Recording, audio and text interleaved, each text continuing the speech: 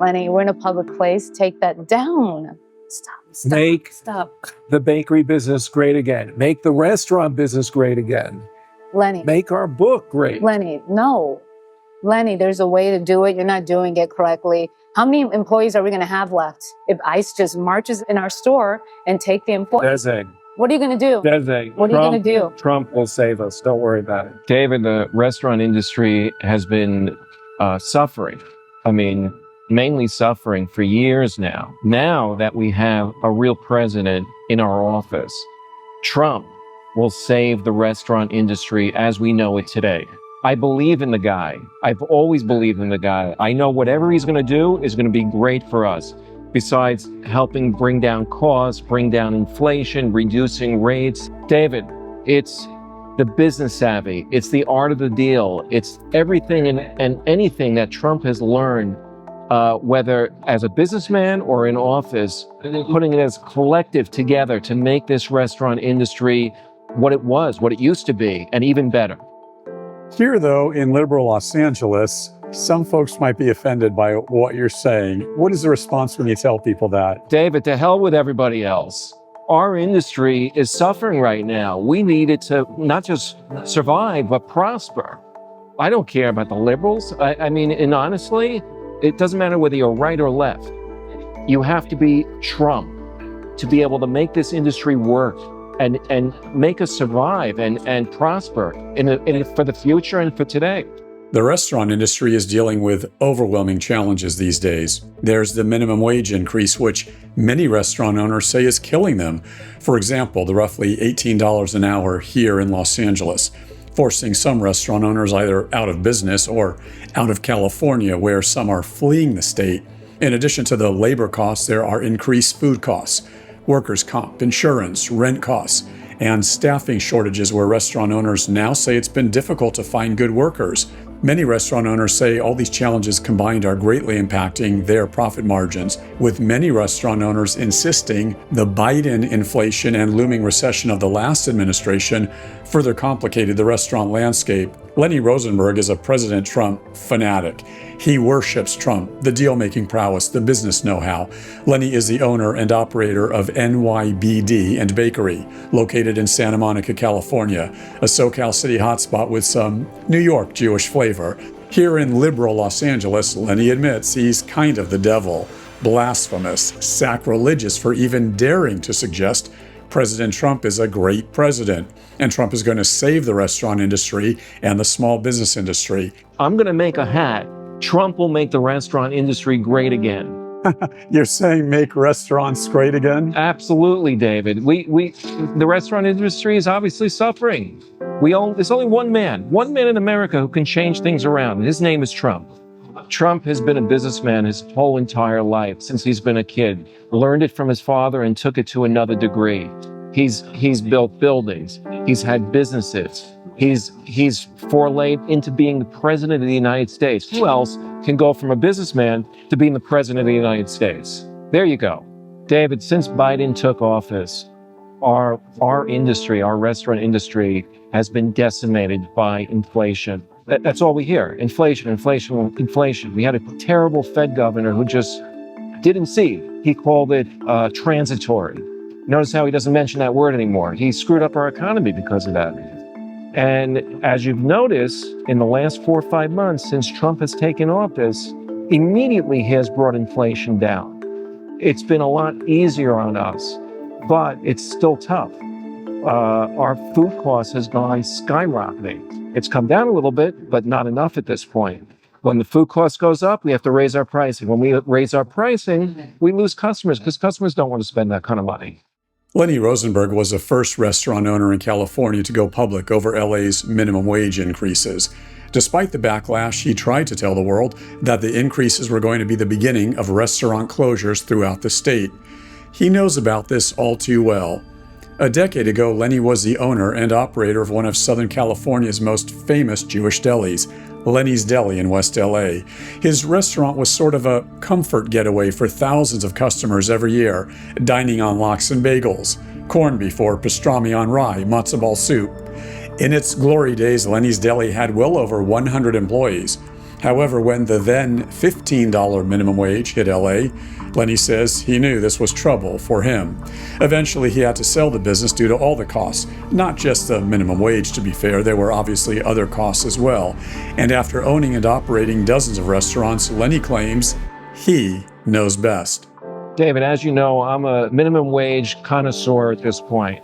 I told you 10 years ago when we were at $8 an hour, what was going to happen. We could be at $15, $20, $30, who knows? And right now, the average amount is somewhere between $18 and $20 within 10 years. It's killing us. We were paying $8 10 years ago. We have servers who are making close to $40, $50 an hour with tips. Look at Californians specifically. How many restaurants have gone out of business right and left? Every single week, I see a restaurant go out of business. It's ridiculous because of this minimum wage. Every other restaurant that was here before is gone. Lenny, like many other business owners we've interviewed over the last few years here in California, say inflation is what's killing them. And somehow they all blamed the inflation on the Biden administration, fair or unfair, with many restaurateurs like Lenny saying things are now finally beginning to get back on track, with Trump back in office.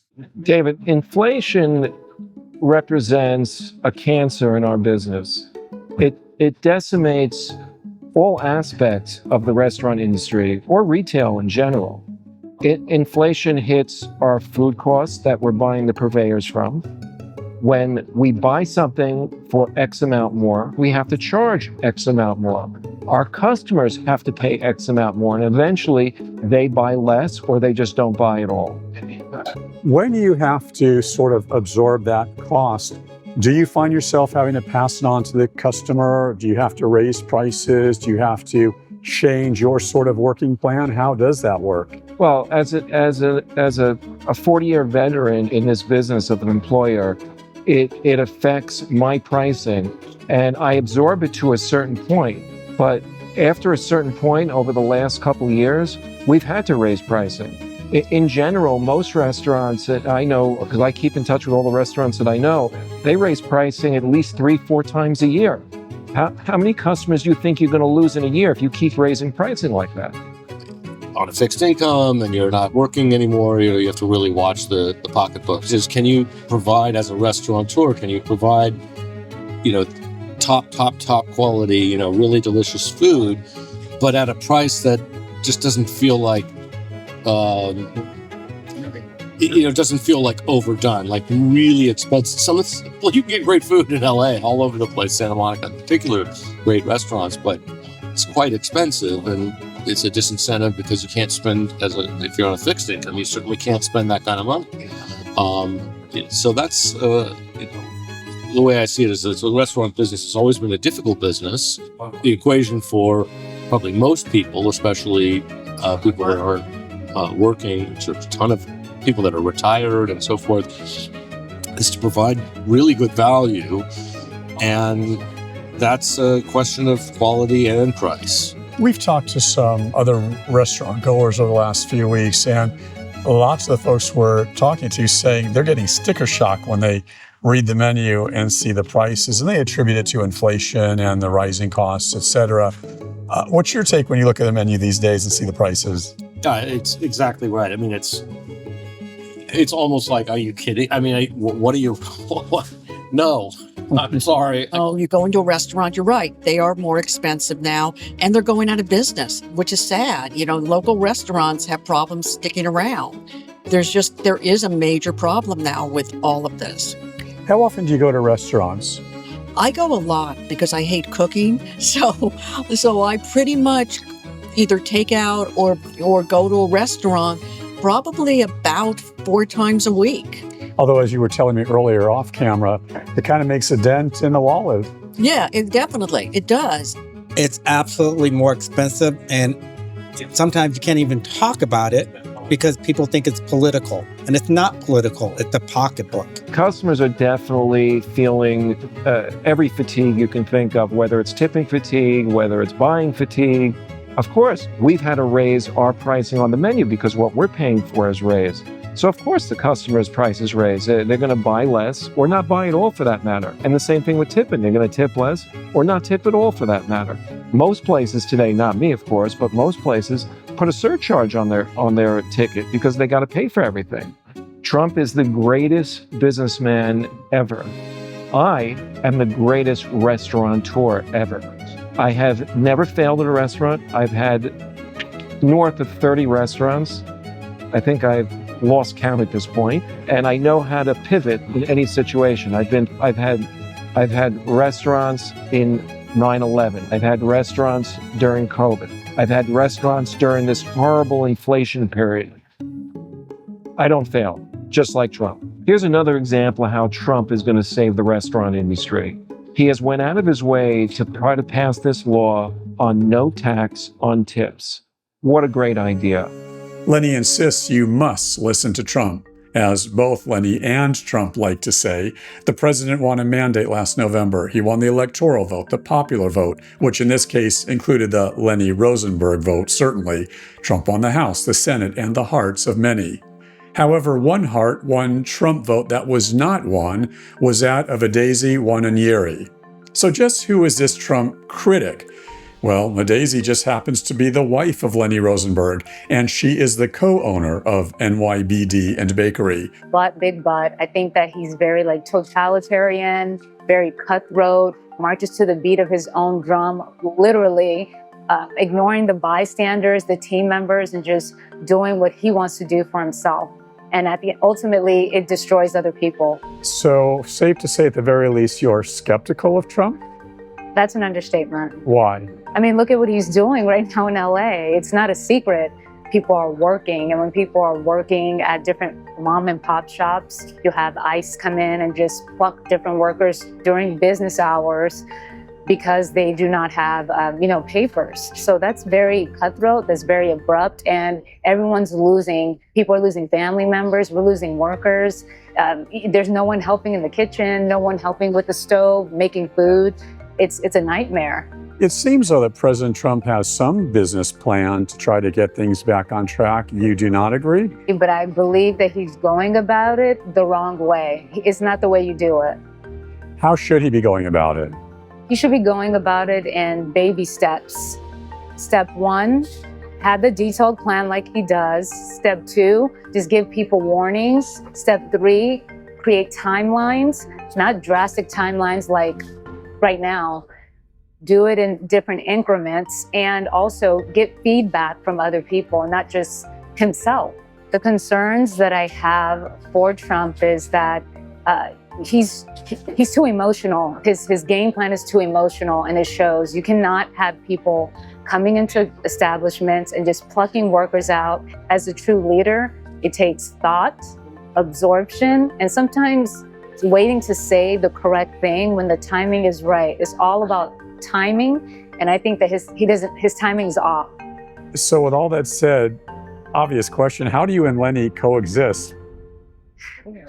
I take it as breath at a time. I have to respect his thoughts and his outlooks. I have to respect mine, but we can agree to disagree. I think that Lenny obviously is a successful entrepreneur, and as his partner, I just think that he too needs to just take it a step at a time and not be so quick-minded to make a judgment immediately and take it in steps. It's a very sensitive time right now. Everyone's on edge. Everyone's all over the place, hot mess, mental issues, physical issues as well. So it's just about taking it a step at a time.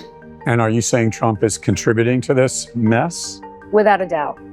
The tariff situation is hurting the restaurant industry pertaining to food costs, beverage costs, supplies, vendors, the flour increase, the eggs, the milk, the juice. It's too much, too soon, too fast, and we can't even, by the time we blink our eyes, it's something new. So I think it's hurting cost-wise, and that's what keeps everything going. The revenue pertaining to the cost and the percentages is basically like inflation. What do you say to folks who believe that prices are leveling off and things are getting better these days? I think that they are delusional. Beyond the delusional Trump financial policies, according to Adaeze, she claims that Trump just being Trump, just doing what Trump does, so to speak, is having a bad influence on people.